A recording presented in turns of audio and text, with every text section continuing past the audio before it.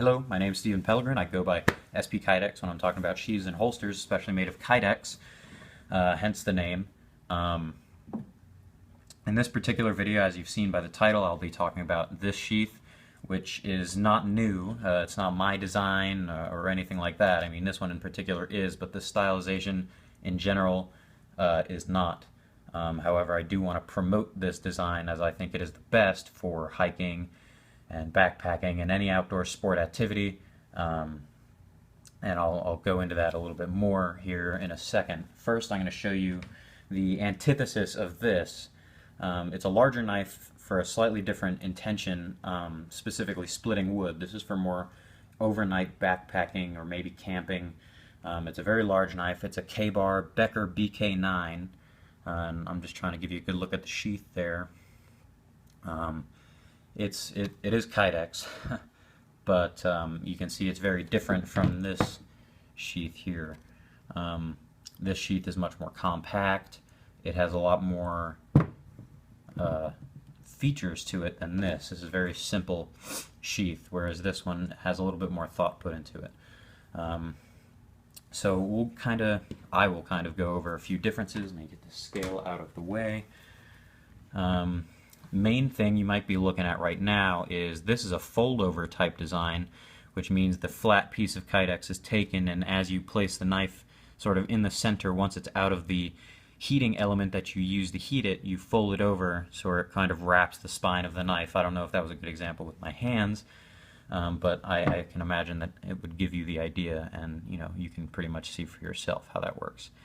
Whereas this is two pieces of Kydex sandwiched together. You can see they're different colors, which helps drive the point home, and you can see the seam there. Next thing you might be looking at is this is screwed together, and the screws are only along one side. Obviously, given the sheath design, that's necessary. But these are screws. They have just oval head Phillips and flat screws for the threaded portion, and then the posts are very simple posts, slotted, and you can see the threaded portion of the screw. The male portion sort of protrudes and is slightly proud. That's not necessarily a big deal for me, and it shouldn't be for most people, especially given the intention of this sheath. Whereas this one is constructed with eyelets. They're all pressed together in an arbor press. Very nicely, I might say, except for that one. But this is a personal sheath, so I don't mind. If this were going to somebody, that would be fixed.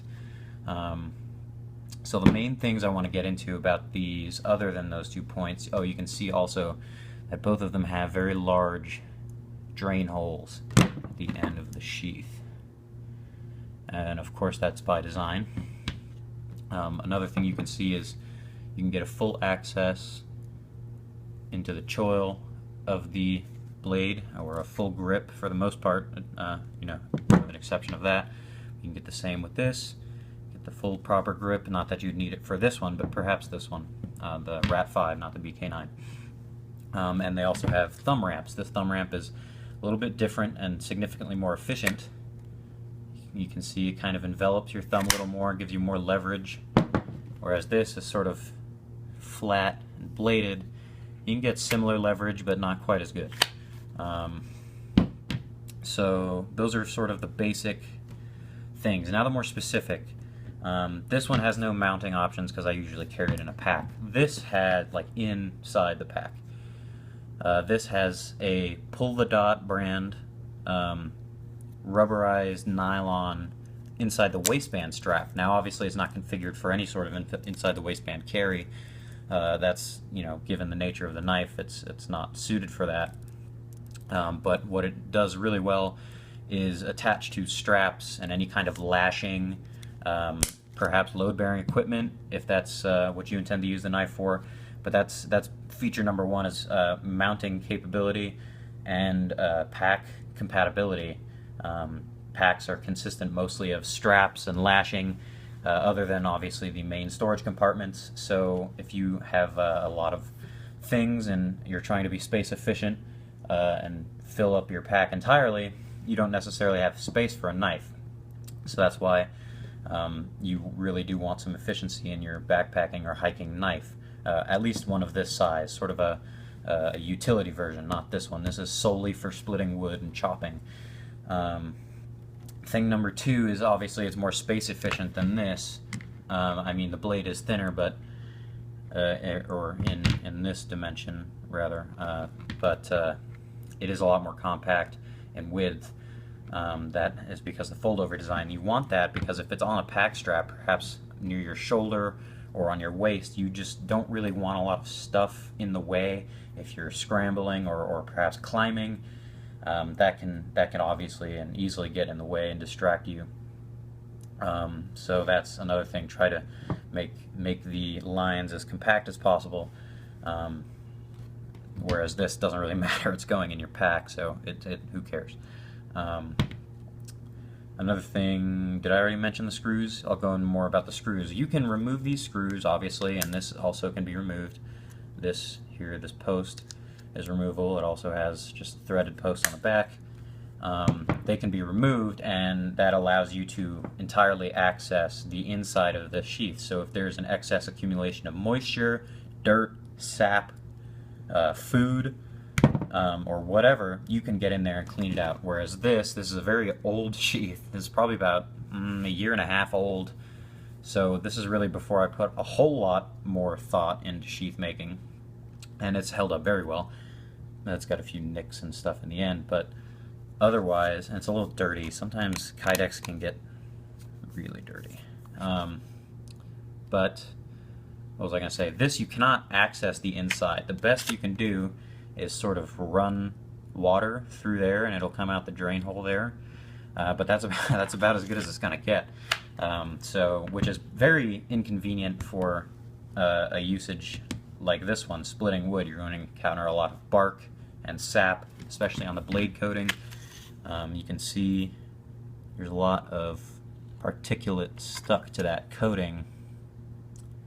Well, maybe you can't see it very well, but there's lots of little pieces of bark embedded. And you might have noticed why it looks so slimy and shiny like that. That's petroleum jelly, which is my rust preventative of choice.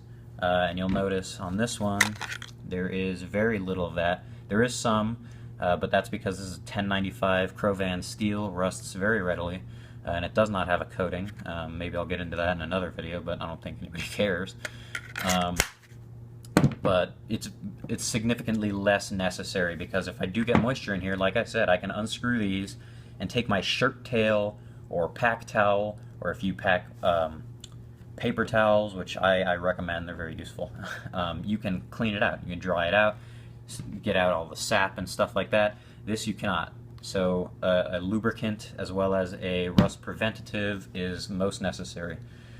And you know, really all you need is a Phillips head or a flathead screwdriver. So if you carry a Swiss Army knife or a Leatherman, or even maybe a penny, you could certainly use a penny or any coin to disassemble this. And that would allow you to clean it. And then another good thing about this IWB strap is I actually learned this from Crockett20, one of his videos, is he sort of has his knife ride on a sort of like a single point sling type deal, or more of a double point, honestly, if you really analyze the video. But it seems really convenient if you're sort of roving around camp, or you're perhaps going on a secondary hike in a backpacking trip, maybe trying to summit something.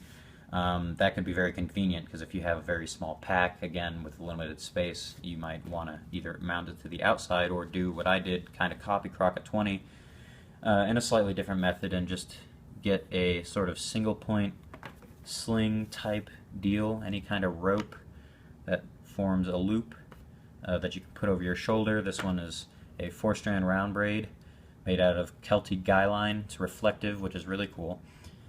Finished with a snake knot, not my best one, but good enough, certainly serves the purpose. That's an anchor shackle, and then that's the start of the braid, and that just goes all the way around and meets itself back at the end here.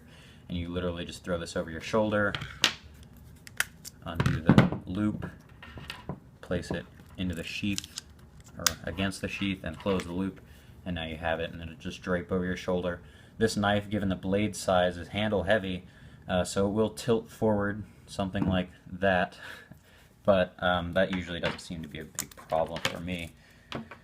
And I think that's about it. I think I've covered everything I wanted to get out. This is my first video, so please forgive my absent-mindedness, bad choice of words, saying a lot. But yeah, I hope this was helpful, especially for people who make their own sheaths. Every knife needs a sheath, and you know, normally buying aftermarket sheaths can get expensive, especially from a custom Kydex maker, including myself. I mean, I feel like I'm on par with most other people's prices, but you know, and then there's a big quality margin, but I'm not going to get into that. This was the sole purpose of the video, telling you about this sheath, this type of design. I hope you can utilize it in some of your own Kydex crafting, or if you're interested in getting one and you don't have time or resources to make one yourself, just email me. You can go to my website, which is www.spkydex, that's spkydex.com, or email me at steven@spkydex.com. That's Steven with a V, and I'm not going to spell it out. Thanks for watching.